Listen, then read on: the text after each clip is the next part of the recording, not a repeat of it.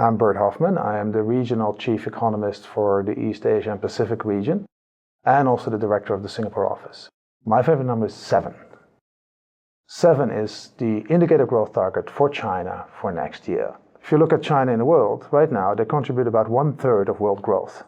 So if China slows down, the world will slow down. After very high growth rates in the past, getting to a lower level of growth is not so easy. When I was studying, numbers were a very big thing, and models were a big thing, and math was a big thing. Increasingly, psychological elements, experiments in how people truly behave in concrete situations is informing economists on how to think about the economy. Less numbers, more people knowledge. But in the end, those big numbers, GDP growth and supply, capital, labor, they're all people making decisions. You want people to do something that makes their life and also the economy better. But how do you get them to do that? That's a huge challenge in economics. How do you get teachers to show up? How do you get mothers to send their kids to school? What incentives can you give that they actually do so? And that's in part money, numbers, but in part it is psychology.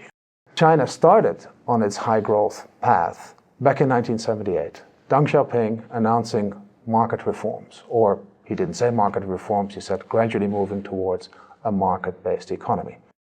They've done that successfully, first by reforming agriculture and later by reforming industries, in part domestically, but with the entry in the WTO in 2001, China really took off. I like 7 because it's a bit less than what China is growing with now. In the longer term, we know that China will slow down much more. By 2030, China will only grow with 4 to 5%.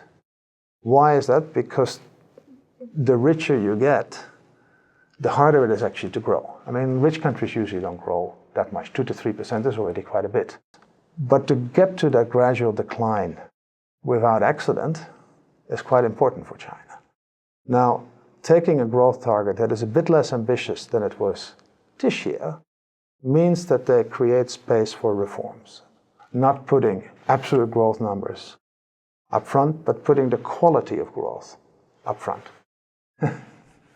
Well, I guess it was 1984.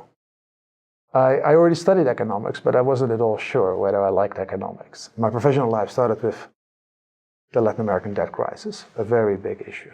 So I was analyzing it and looking at whether countries were in an impossible position, in a debt overhang position, or whether countries could work their way out of the debt situation.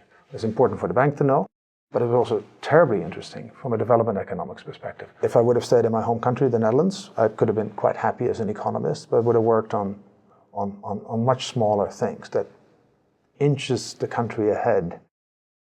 Working for the World Bank, working in development economics, means that sometimes you had to deal with very, very big issues. I come to the World Bank, get to work on China and China's reforms. Fantastic, fantastically interesting and enormously important for many, many people in China and around the world. And China is a very good teacher. So I got a lot of time to start understanding China, their issues, before actually being asked to recommend anything. And I thought it was absolutely fascinating. So that's what triggered for me, like, this is what I want to do for my life.